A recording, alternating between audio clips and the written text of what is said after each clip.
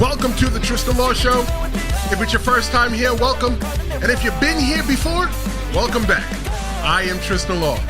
Today we are going to be talking about the 6-episode documentary, Mr. McMahon, that appeared on Netflix. It dropped on Wednesday at 3:01 a.m. I had no clue that it dropped at 3:01 a.m. I'm sitting there Wednesday morning wondering when the documentary was going to drop, and then Netflix said, hey, it's here. So I watched it, and because I watched it, we're going to talk about it. We're going to talk about the central theme. The central theme was the blurred lines between the Mr. McMahon and the Vince McMahon persona. It was such a, if I'm going to sum up this whole documentary, I'm just going to say wow. The reason why I'm saying wow is because we've never in our lives got to see Vince McMahon in an environment where, well, we have, but it's been very rare. But we haven't been able to see Vince McMahon lately in an environment to where he can control. He always controlled everything in the WWE, and we see that full-fledged in the documentary. I binge watched it. It was 6 episodes. It's about an hour each episode. They go in depth of who Vince McMahon is. I think this is the closest that we'll probably ever get to a Vince McMahon book. But let's take a quick look at every single episode, and I'll talk about some of the notes that I put in as well too. So episode 1 of the McMahon podcast, of the McMahon documentary, was titled Junior.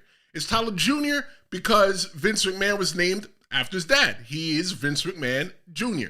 It talked about how Vince McMahon got into the wrestling business, how he bought the business from his dad, how he pretty much took the pro wrestling business and turned the pro wrestling business on its head. It talked about his upbringing and stuff like that. And there was one statement that Vince McMahon made in that first episode that really resonated with me. And he was talking about how pro wrestling is just a part of Americana.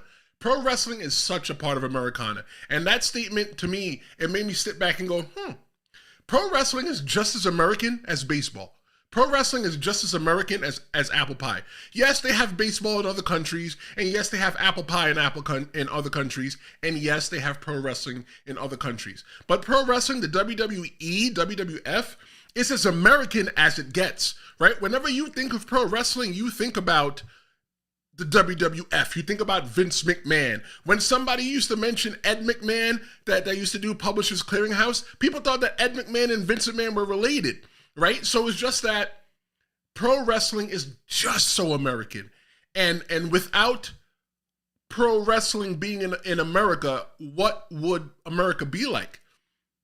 They talk about in that documentary in episode 1, Junior, of McMahon on Netflix, how Gorilla Monsoon, he was a pro wrestler, and he was I guess you would call it an executive at the time at the WWF, but he was the heir apparent.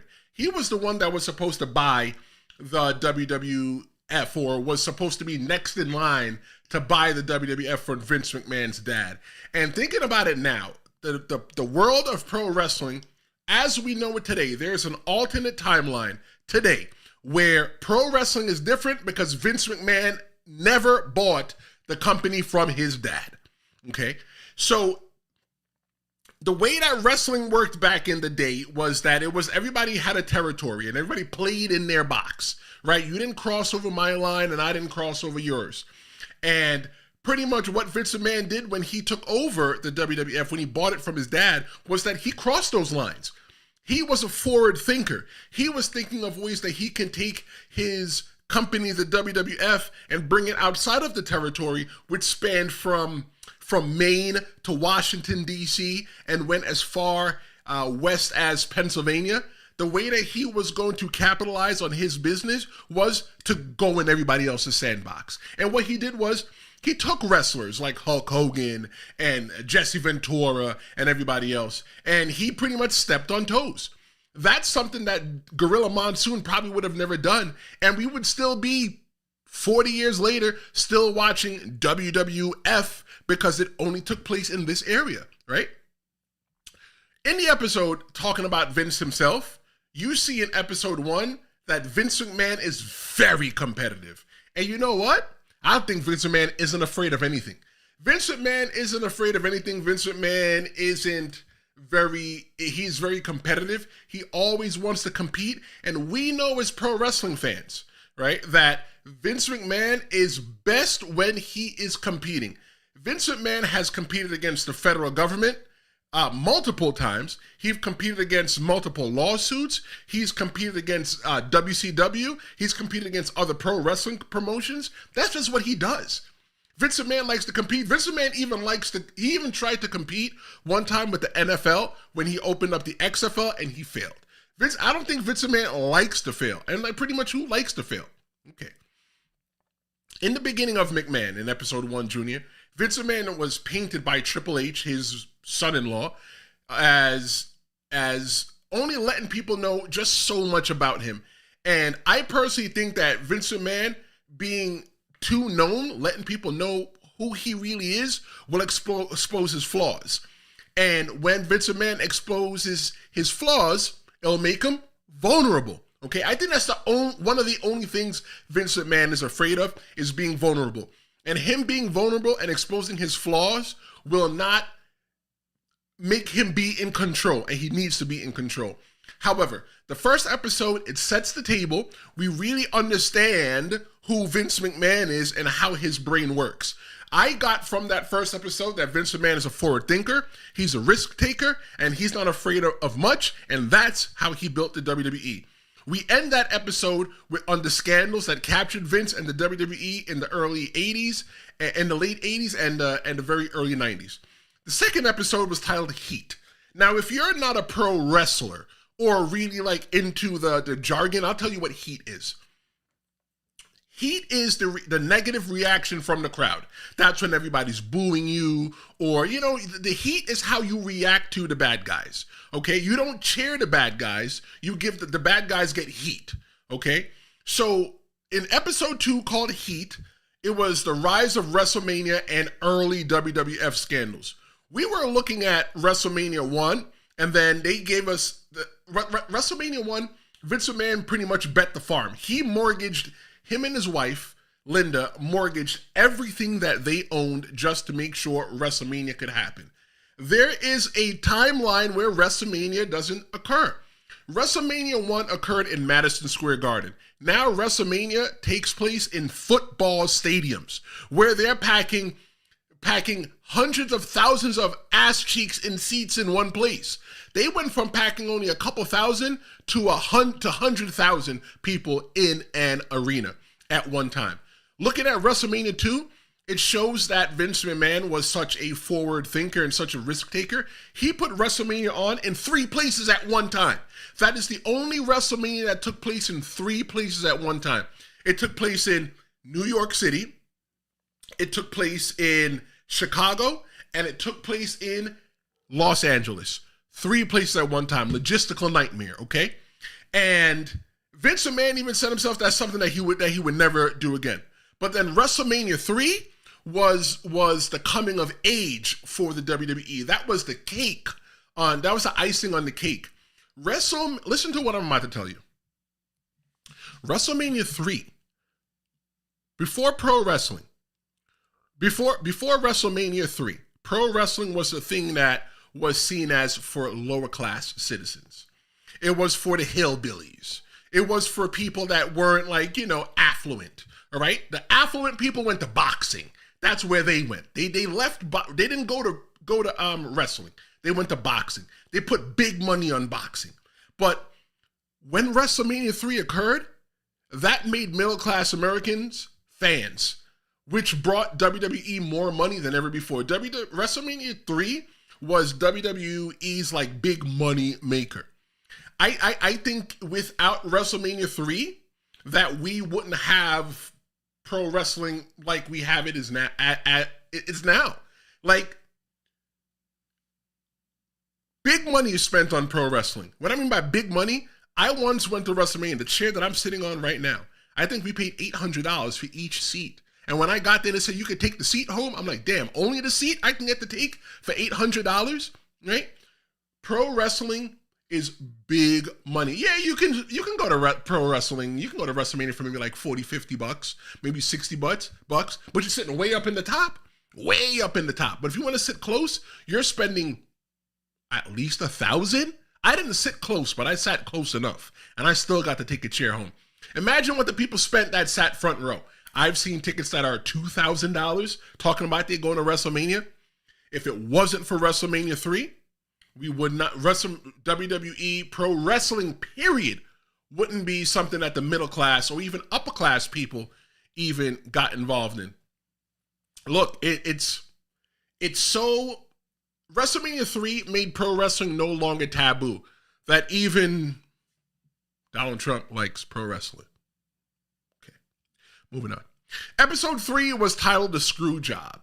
The reason why they titled episode 3 The Screwjob, it talked about primarily the Montreal Screwjob, which was between Bret Hart and Shawn Michaels, where Vince McMahon pretty much laid down the law. Bret Hart didn't want to do business properly. And when I mean that Bret Hart didn't want to do business properly, it was just meaning that Bret Hart didn't want to drop the belt, right? In pro wrestling, we the wrestlers, we understand what pro wrestling is. Obviously, we're in it. We understand it's predetermined. You understand that you don't really win titles. You're really just given titles, right? For the lack of a better term, some people even say that the titles are props. But for us, we believe that we work so hard and that we legitimately beat somebody in the ring that we're not just going to give up the title. It's crazy the mind of how a pro wrestler's mind works, right? Bret Hart did not want to give up the championship. He wanted to do it a certain way. He wanted to end it in a schmaz. And a schmaz is pretty much that there's no finish. The referee pretty much throws out the match. So you get a lot of wrestling terms today. The match ends with no finish, and it's just like undecided, and then they'll figure it out again later on. But Bret Hart was leaving the company, and he wanted to leave with the belt. But Vince McMahon couldn't do that because he got burned years before. He got burned when Medusa, she took the women's championship and went to WCW and threw it in the trash. Vince McMahon did not want his world championship title thrown in the trash on national TV. But what I learned from that documentary was that there was an original screw job. Some people called it the New York City screw job. And that was where what is her name? There's a female wrestler, she didn't want to give up the championship. And if you remember what it is, just drop it in the comments, right now. You could drop it in the comments if you're watching live. But she didn't want to give up the belt. She refused to give up the belt. And what Vince McMahon said was, excuse me for what I want to say, children, cover your ears. He said, F it. We're just going to make her. And I don't believe they had a Fabulous Moolah dressed up in all black in a mask, and they call her like the Spider Woman or something like that. You get into the ring and don't know it's Moolah? You worked Moolah, the woman, oh God, what's her name? What is her name? The name just came to me and I lost it. But you wrestled so long with Moolah that you didn't know who she was? I don't believe that. And there's a lot of things that I have a hard time believing, and this is just me as a pro wrestler. I have a hard time believing a lot of things that I saw in that documentary, because here's one of the things that I learned as a pro wrestler. Everything is a work. And even when we're told that it's a shoot, that it's a work. And work means that it's just a work of art. It's a part of the show. And shoot means that it's real. So like, for example, I'm shoot sitting in front of you right now, and I'm work sitting in a studio, okay? Now that you understand the terms. So I didn't believe a lot of things that I saw on that documentary, because you know what? Some things I couldn't really tell what's a work and what's a shoot. And even when you told me that it's a work, I mean that it's a shoot, it's still a work to me. One of the things they also talked about in episode 3, Screwjob, they talked about the steroid trial when the feds brought Vince McMahon to court, and they were talking about him giving wrestlers steroids. They were talking about Hulk Hogan. Hulk Hogan was in there, and he was testifying against Vince McMahon. And the feds gave the feds gave Hulk Hogan immunity. Listen to what I'm telling you. The feds don't give anybody immunity unless they have something on you. So my question is, what is it that they had on Hulk Hogan that we don't know? Okay? The question is that Hulk Hogan was probably just as dirty. Well, he was dirty, but not as dirty as Hulk Hogan. I mean, as Vince McMahon, to where they say, you know what, we don't really want you. You're a small level. We really want Vince. What is it that Hulk Hogan did that he got immunity? Like, look at it right now with the Diddy trial, right? They're saying that the whole P. Diddy, Sean Combs thing, they're saying right now, the feds, that if you know something, come to us before it's too late. That's where you come and you snitch. You go, yo, I know Diddy did X, Y, and Z. But because I told you that, look, how about you just give me probation, or I sit and I testify against him, okay? Hulk Hogan testified against Vince McMahon, but from what Hulk Hogan said, he said that he shocked the feds because he didn't tell them what they thought he was going to say. He said the truth. And then again, we don't believe Hulk Hogan. If you're a wrestling fan, or if you're not a wrestling fan, I'm going to tell you now, Hulk Hogan is a liar. He's a liar. He associates himself with liars as well, too. I'm not making this a political thing, but Hulk Hogan is a liar. He's a liar. He's lied about multiple things. You can look on YouTube and just type in Hulk Hogan liar, and you'll just watch all the videos that he lied on. One of the things that we talked about as well too earlier was how Vince McMahon likes the competition, and Vince McMahon even competed against WCW. And one of the things that was a topic a couple months ago was who was responsible for the closure of WCW. And I'm telling you who was responsible for the closure of WCW. It was Eric Bischoff. Eric Bischoff is 100% at the bottom for, he's at the helm for the reason why WCW went out of business. And they talked about this briefly in episode 3, and this is what I took from it. Vince McMahon was poked. He was poked and prodded and aggravated and annoyed by WCW and Eric Bischoff so much that Vince McMahon didn't sell at first. And in pro wrestling, teaching another term, there's a lot of terms in here that you're going to learn. Selling. So now when you're wrestling in the ring, if somebody hits you, boom, that's a no sell, right? But if somebody hits you, boom, oh, that's a sell, okay? So sell is the reaction, okay? So one of the things that Vince McMahon doesn't do and didn't do at the time was that he didn't sell the whole fact that WCW had their foot on his throat. Eric Bischoff went for Vince McMahon so much that Vince McMahon finally had to sell it. He made Vince McMahon react. That is the sole reason why WCW went out of business and Vince McMahon bought WCW for, what was it, $2 million? I think Vince McMahon made that $2 million. Vince McMahon has made that $2 million back. I think Vince McMahon made that $2 million back within the first 2 years after buying WCW. Eric Bischoff even said it in that documentary, McMahon, that you could watch on Netflix in episode 3. He was cocky.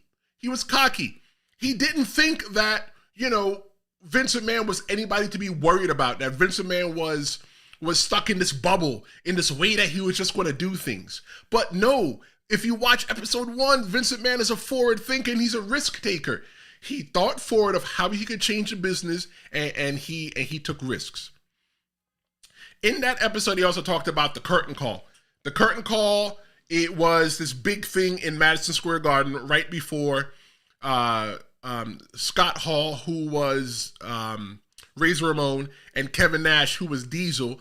They were in the ring with Triple H and Shawn Michaels, 2 good guys and 2 bad guys. And what they did was they all raised their hands because they were all legit friends, and signifying that the 2 were going to WCW. This is something that pro wrestling fans at the time, and even now, should have never known about. They should have never known about it. The reason why, they should never known about it, because 1, it was not a televised event. But there was video footage because somebody snuck a video camera in there. If you're bored and looking for something to do and you're a pro wrestling fan, sometimes just Google WWF, home video, like fan camera, and you'll see that people legit recorded all of the events. They recorded this event and distributed it, and then you were able to see, wait a minute, the good guys and the bad guys, they're like friends. Like for years, people have been telling us that this is predetermined, but now we know. Because of that, oh my God, it's such a taboo for the babyface, the good guys, and the heels, the bad guys, to be in the same place at one time. I once worked I once wrestled a pro wrestling show, and they even separated us. They had the good guys sitting one side and the bad guys sitting in the other locker room. There's 2 separate locker rooms, right? Some people just believe in that kayfabe so much. That's what's called kayfabe, when you keep the secret. They believe in kayfabe so much that it was taboo. And if you ask me, at the time, if I was in the wrestling business at the time, it was taboo. It was something that wasn't supposed to be done. The good guys and the bad guys shouldn't have been out there, frolicking and holding hands and just having a great time, showing everybody that they're friends. This was something, kayfabe, that I even practiced when I first started wrestling full-time in like early, mid 2009. If I was sitting in a room with a bunch of other wrestlers and a fan would walk in, or somebody that's not in the business, someone would go kayfabe, and all the heels would walk one way and all the baby faces would walk another way. Literally, you would say kayfabe and everybody would go separate ways. Triple H took the heat for that, for the whole thing. They couldn't, Vince McMahon couldn't punish Vince McMahon couldn't punish Diesel or Scott Hall and Kevin Nash. He couldn't punish them because they were going to WCW. It's one of those things like, what you going to do? Fire me? I'm already leaving. Vince McMahon couldn't punish Shawn Michaels because that was his top babyface. That was his champion. So who was left to take the fall? Damn, Triple H. That was the year that Triple H was supposed to win the King of the Ring. And the King of the Ring tournament at the time propelled you into stardom to become the next WWF champion at the time. That was the year that Stone Cold Steve Austin became the King of the Ring and propelled him into heights that he never saw before. Looking back at it now, Triple H, even though he took the heat for it, damn, look at him. Look at his career. Triple H has had a fantastic career.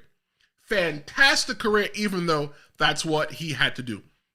That episode, though, if you ask me, episode 3, the Screwjob, I think that was a pretty good episode. We finally got to hear from Vince McMahon about the Montreal Screwjob from Vince himself. That was one of the perks about watching this documentary, is that you've heard a lot of these stories for years and years and years, but you never really heard them from the mouth of Vince McMahon. Yes, there was a WWE produced documentary called McMahon, but that was in the sterile studio of the WWE. This one was not in the sterile studio of the WWE. The story that was going to be told was not the story that's going to be dominated by Vince McMahon, because Vince McMahon was not the EP. There was nobody that was the executive producer for this Mr. McMahon Netflix documentary that worked for the WWE. But if you like what I'm talking about so far, I want you to subscribe so you can stay up to date to future episodes. I do interviews and I do in-depth discussions about things that happen in the pro wrestling business. So go ahead and hit that subscribe button for me so you don't miss anything. To me, a subscribe is very humbling, because I don't ask people that I know to subscribe. Everybody that I know that has subscribed because they genuinely like what I do. And people that I don't know that subscribe, they have subscribed because they genuinely like what I do. So if you're subscribing, or if you're watching and not subscribed, I appreciate the subscription from you. I am humbled by you. Episode 4 of the Mr. McMahon documentary was called Attitude. And that talks about the Attitude Era and the tragic death of Owen Hart. The Attitude Era, I've talked about it so much on this channel, and there's still so much more to talk about it, so I'm not going to get into it too much. But if you really are curious about some topics that I have about the Attitude Era, go check the playlists. There are a couple episodes that released before and some that will be releasing in the future. But in a nutshell, the Attitude Era is pretty much the time when WWE pretty much, they took it to WCW. They fought with WCW. And that's when pro wrestling became edgy at the time. Thinking about it and watching the documentary, I talked about how, in a previous episode of the Tristen Law Show, how I feel that women were objectified in the WWE during the Attitude Era. They were there for sex. They were there for T and A, and maybe some P, right? And looking at it now, almost 20 years later, I'm like, wow, that wasn't right. But looking at it at the time, it was what America was at the time, right? You had movies like American Pie.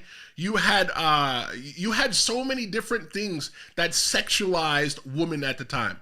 Was it right? No, it wasn't right. But that was what America was at the time. If you look at it in this light, Black people used to be slaves way back in the day, right? But we have progressed forward to understand that that is not okay behavior.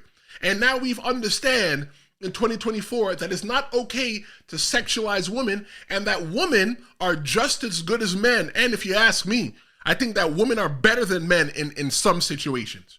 In some situations. For example, having a kid. I can't have a kid come out of me. Okay? I can have some poop. That's the only thing that'll come out of me. I can't have no kid come out of me. I think that's one of the things where I think that women are great. And back during the Attitude Era, that wasn't something that really they focused on. They just focused on the sexiness. They focused on the raunchiness of the woman. And you know what? I'm glad that we've come a far way, because now you're getting awesome pro wrestlers that are female, and they pretty much hold their own. But they talk about Owen Hart passing, and Owen Hart is the brother of Bret Hart, and he passed away at it was March 1999. I think I met him in May 23rd, 1999, at the Over the Edge event, where Owen Hart tragically fell from the top of the arena into the ring. One of the things that they show is the blood. They show the blood on the apron on the ring from Owen Hart. And one of the things I think about was like, wow, I remember watching that as a kid. In 1999, I might have been 14 years old. And I remember watching, and I don't remember the blood, but seeing the blood to me on the ring today as a 39-year-old, it was so eerie to me. It was eerie, it was spooky, it was creepy. And it was like, yo, like, the show still went on. You never got to hear from Vince McMahon himself about the tragic passing, about the accident of Owen Hart. But one of the things that Vince McMahon is criticized about is that the show went on, and at the end, after the lawsuit and everything, and after the investigation, it was chalked up as an accident.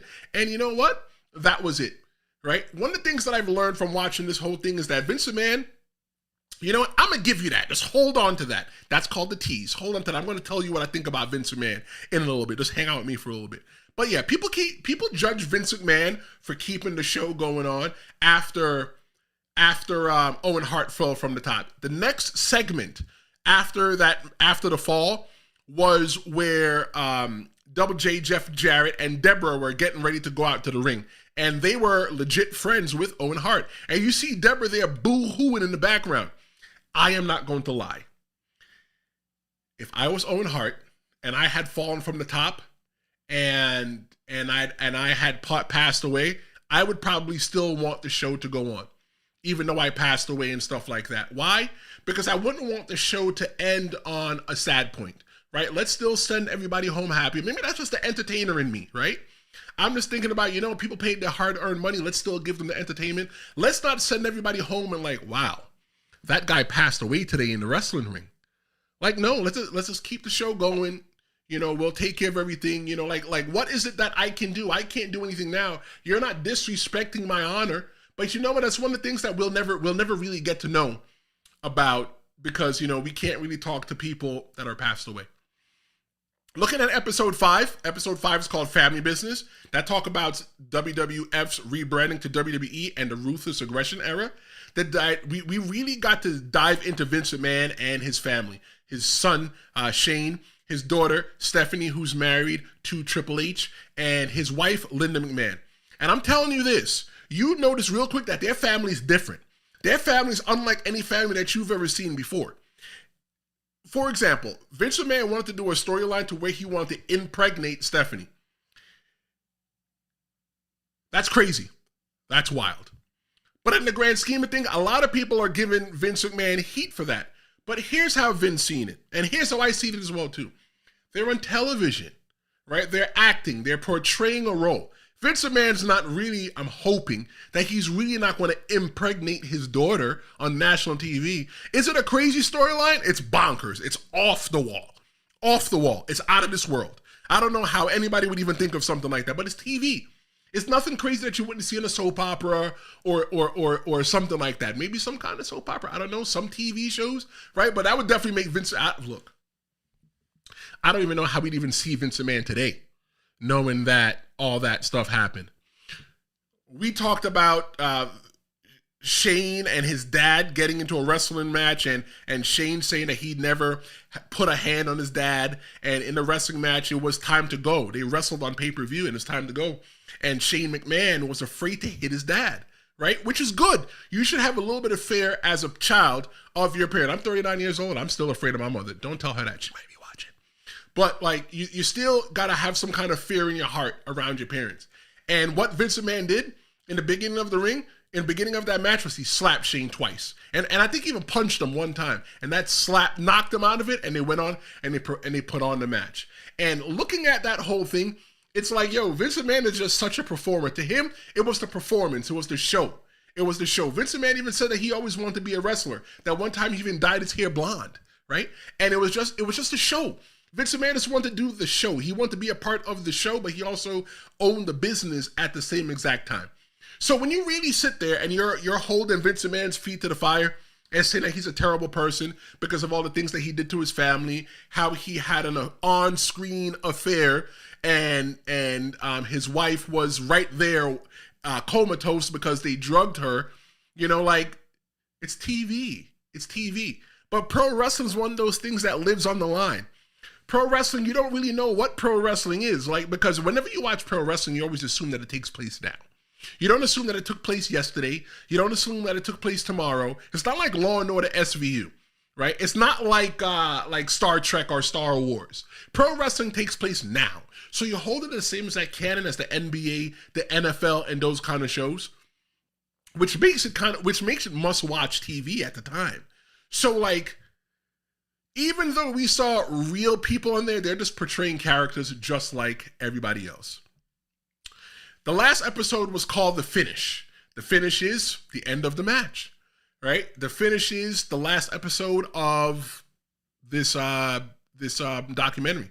It talks about the Chris Benoit tragedy, the WWE wellness policy, and McMahon's final resignation amidst the sexual allegations against him after WWE being bought by TKO, which also owns UFC. You never really got to hear Vince McMahon get to talk about what he felt around the Chris Benoit tragedy.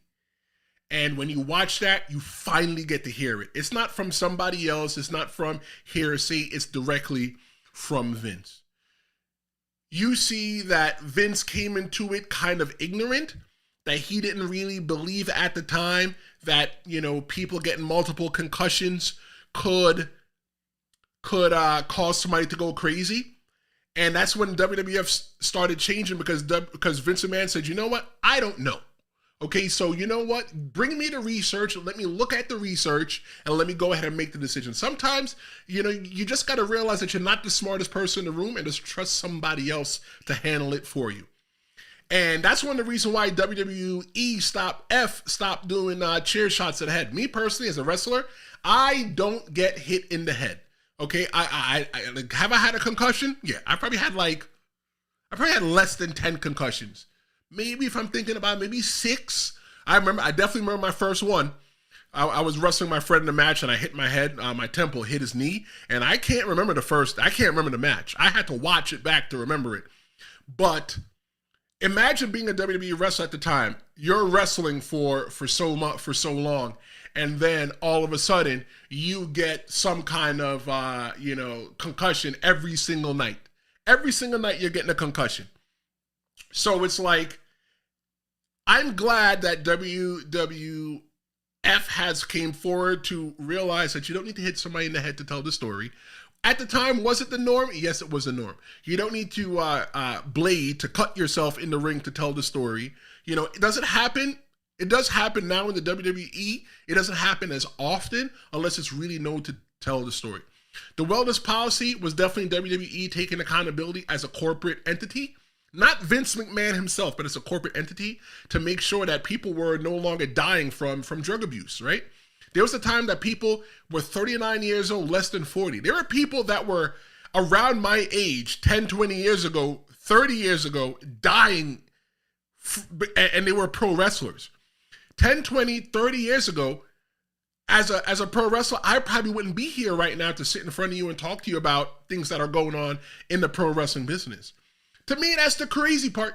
It's crazy to me to think about things like that. And WWE took advantage of that by taking care of the wrestlers. The wellness policy part of the wellness policy pretty much states that if you've ever been on a contract for the WWE, if you have any kind of alcohol or drug dependency, they'll send you to rehab, and rehab is 100% free. I think for any company to do that is commendable. And I think a lot more personal, private companies and public companies should do something along those lines as well too. You can't just chew us up and spit us out and then expect us to move on with our lives with whatever happens to us. I've worked for companies, right? And I got carpal tunnel from working for certain companies. I'll say it. I worked for Walmart. And I got carpal tunnel, right? But they don't say, okay, well, because you typed on computers and you used your fingers so much in small little minute ways that you got carpal tunnel, that we'll go ahead and give you the therapy that you may need. You know what? I just deal with it on my own, because that's not what Walmart does. But WWE, I commend them for taking care of anybody that ever had a drug problem and alcohol problem, and they send them to rehab. But it's not that they send them to rehab one time. They send them to rehab as many times as they need for them to go ahead and get clean. The wellness policy also tested people as well too backstage for drugs and for alcohol. And I think that right now the WWE pro wrestling period, well, I can't speak about pro, let me talk about WWE.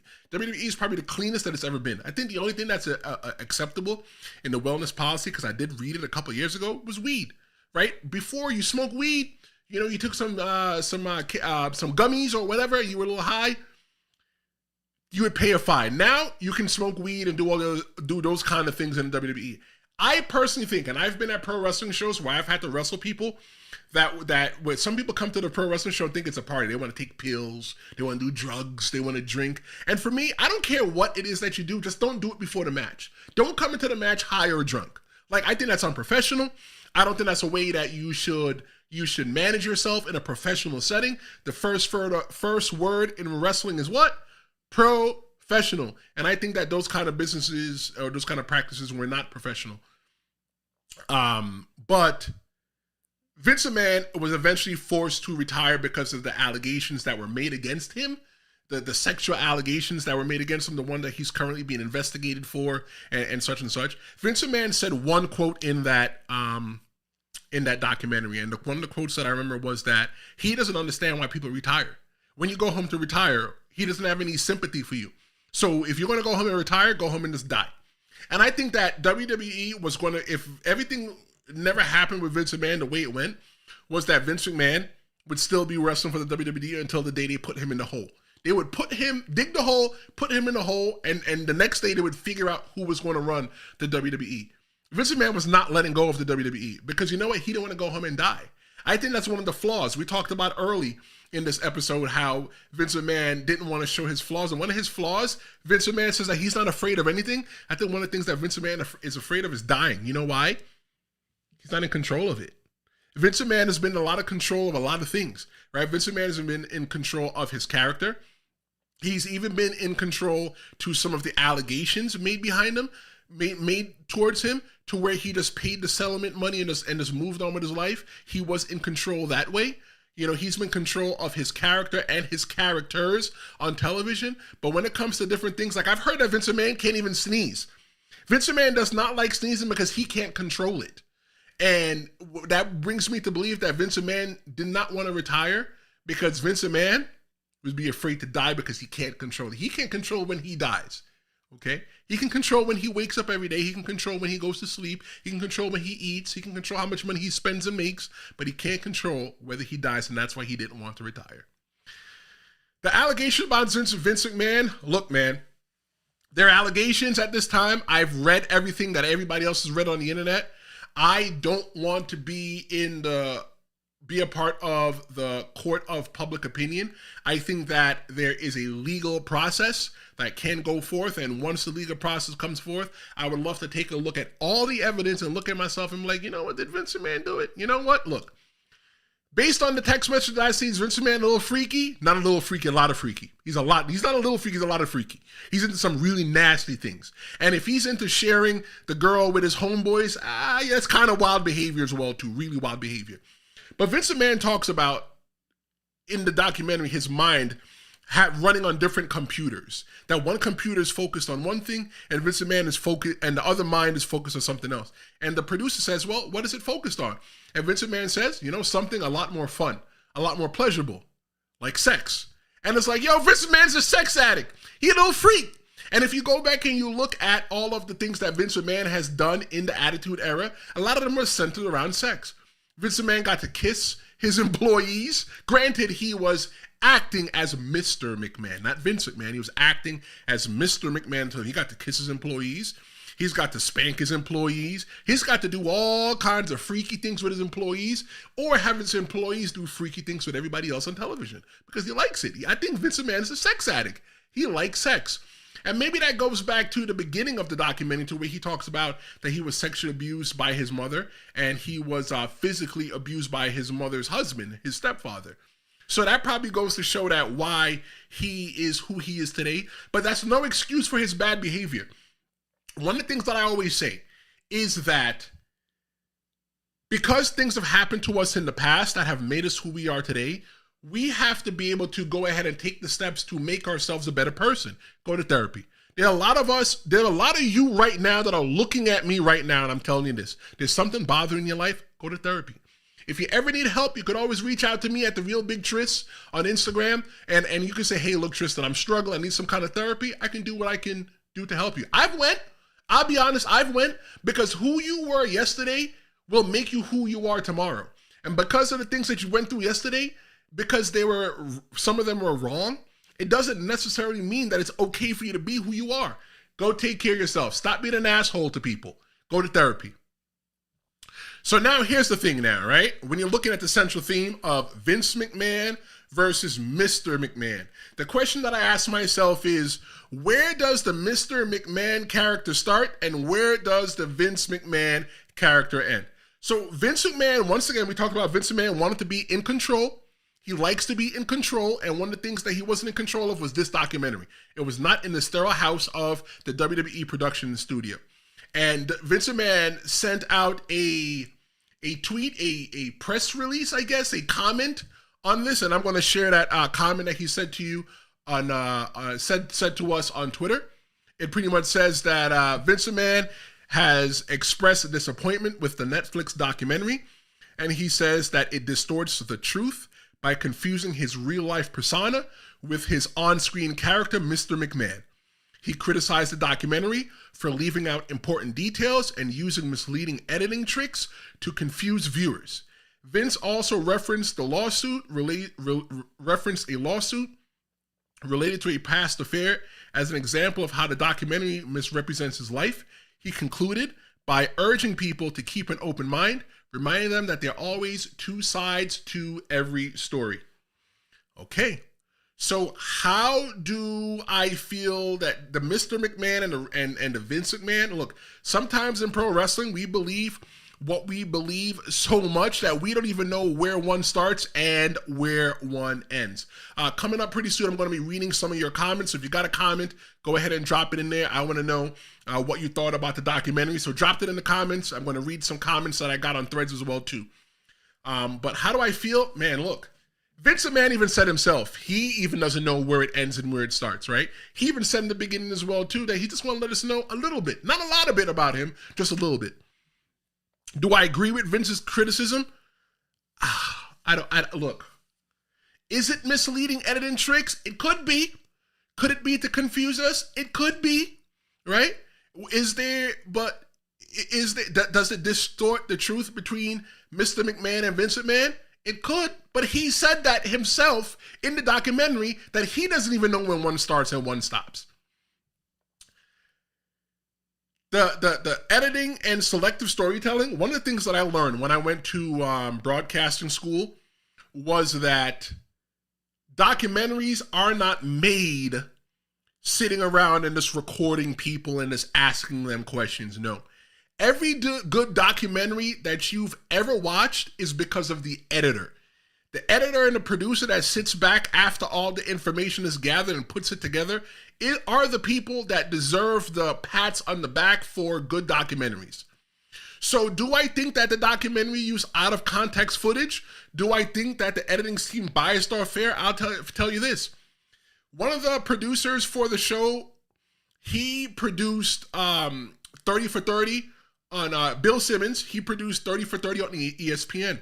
I never heard anybody ever complain that 30 for 30 was untrue.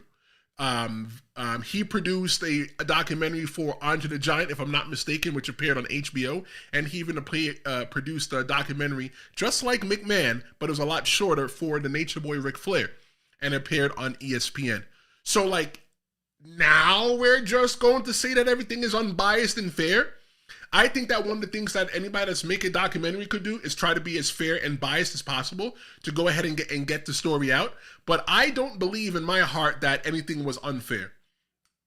Granted, I did hear times that, because I edit audio and I edit video, you can hear when the audio jumps.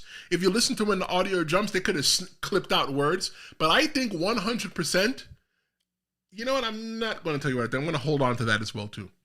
But the two sides to every story. How does Vince McMahon's perspective change how I see the documentary? Me personally, doesn't change it at all. Doesn't change it at all. I feel that Vince McMahon even went out there with his own mouth and just pretty much said, you know what, there's the McMahon and there's the Vince McMahon. There's two different. So like that little thing that he sent out there was, I think it was a little bit of damage control, because that was him just trying to have at least a little bit of control over something that he didn't have control over. Vince McMahon even tried to buy it. He tried to buy the rights so it wouldn't air on Netflix the way that it went. There were interviews where people asked Vince McMahon, where people asked people around Vince, you know, where does Vince start and where does Vince end? You know, are they even one and the same? And people don't know. Nobody really gave a definitive answer of where Vince McMahon start and where Vince McMahon end. And as I said before, Vince McMahon doesn't even know where he starts and where he ends, okay? So, like, I think that's one of the coolest parts about the show is that, you know, like, they held his feet to the fire. And I think that's one of the best questions that they asked.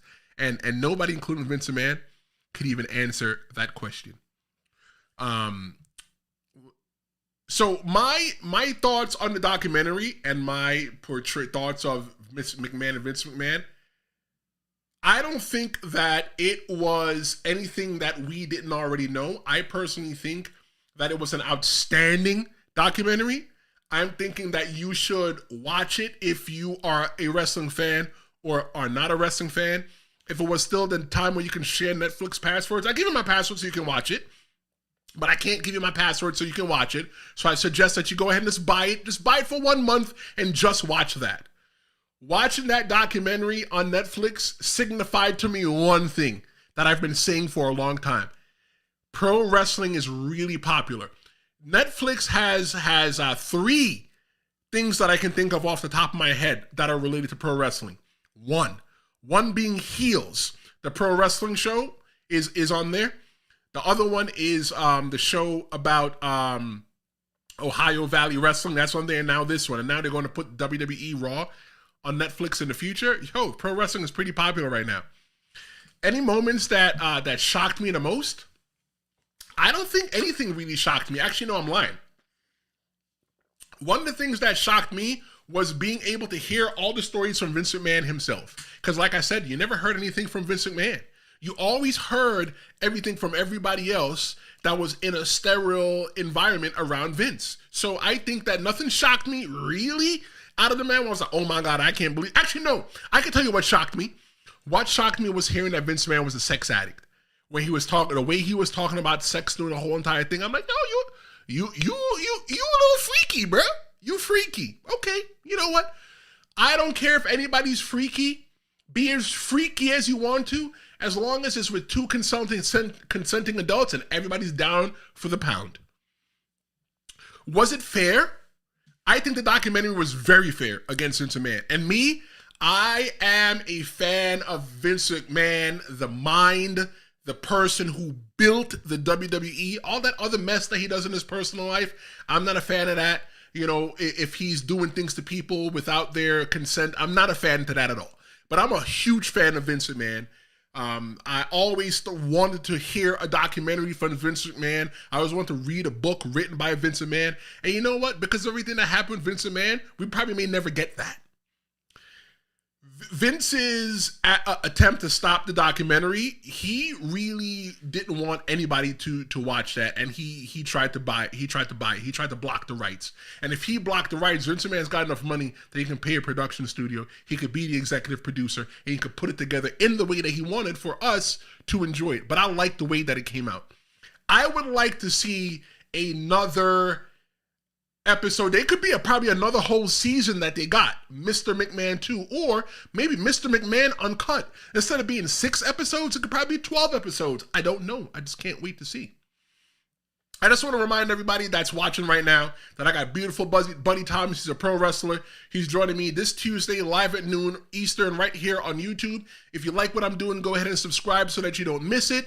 I don't only do reviews on things in pro wrestling, but I also talk about interviews. I interview pro wrestlers and other pro wrestling personalities live right here on the Tristen Law Show for your entertainment. I'm going to take a look at some of the comments that I put on Threads. On Threads, I posted a question, and the question was, hey, Wrestling Threads, what did you think of Mr. McMahon on Netflix? So we're going to take a look at that. Right now, I got a message from J__Ray. He said that it was pretty solid doc. Like any research one does, no one should use one source. Mr. McMahon is a pretty good addition to the various sources revealing VKM Vincent Kennedy McMahon's actions as the WWF grew into what it is today. I don't get folks who are disappointed that there are no bombshells.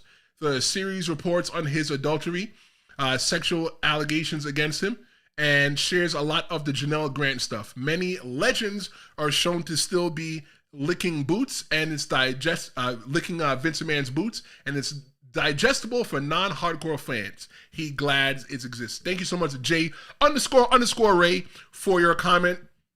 So when he's talking about the legends that are licking Vince McMahon's boots, he's probably talking about one being Hulk Hogan.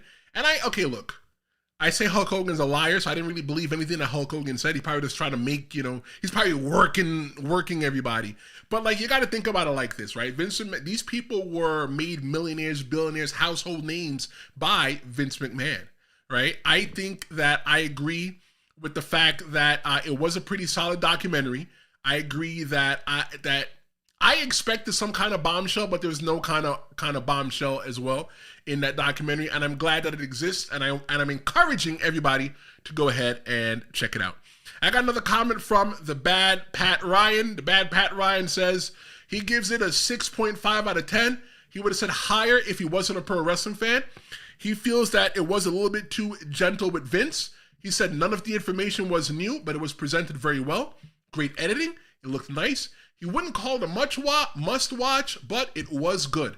Thank you so much for your comments. I agree that it is that it was presented real well, that it was edited real well. I would definitely give it a higher rating than you give it, but you know what? I appreciate your comments still. I asked you what I thought, and you gave me what you thought.